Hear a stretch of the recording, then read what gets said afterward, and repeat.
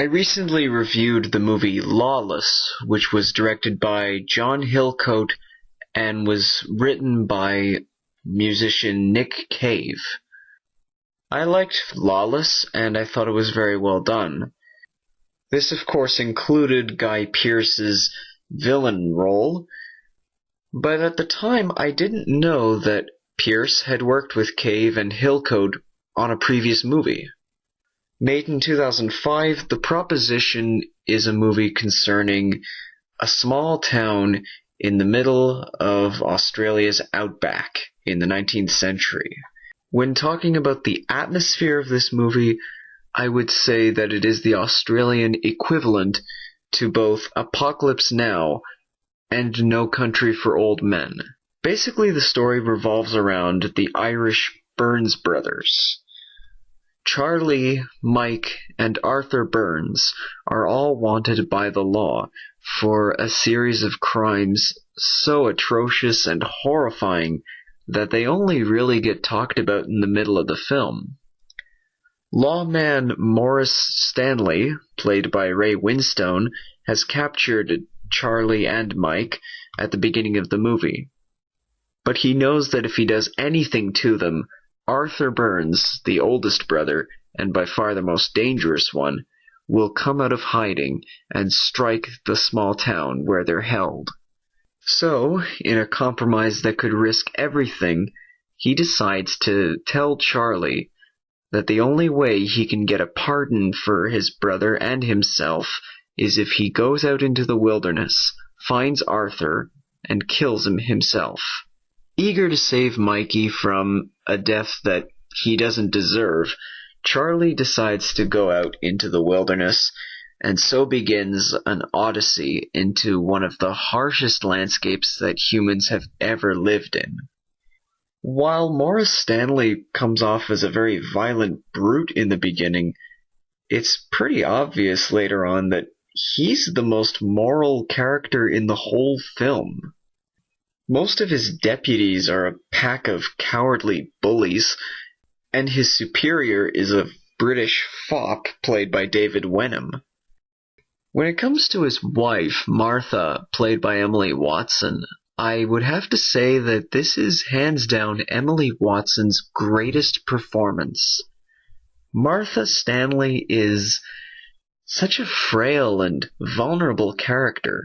She lives her life as if she's yet another old-fashioned Britannic colonialist.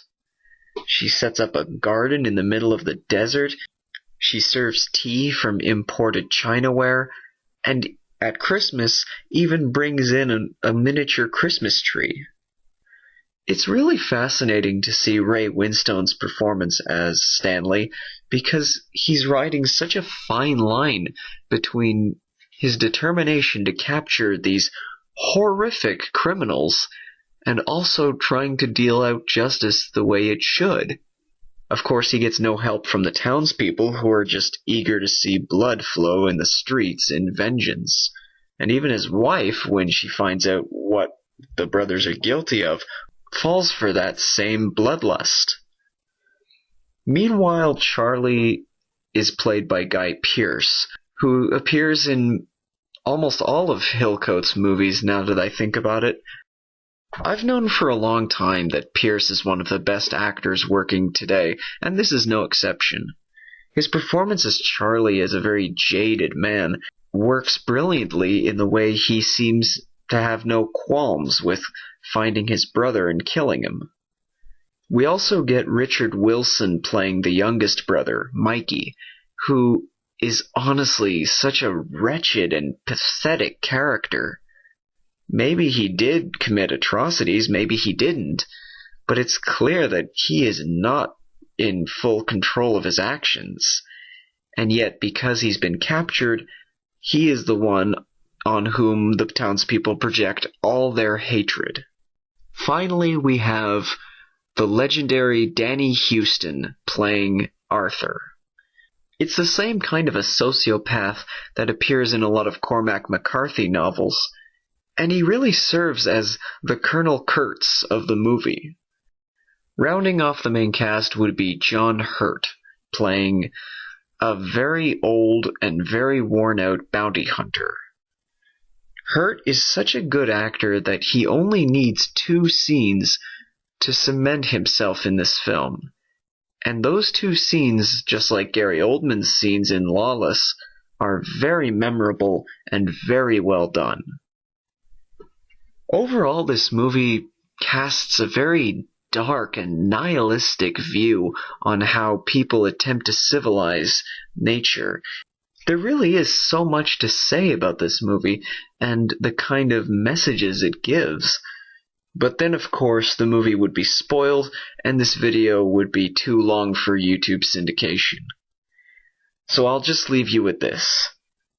This is one of the darkest, grittiest movies I've seen in a while, but it is very, very much worth watching.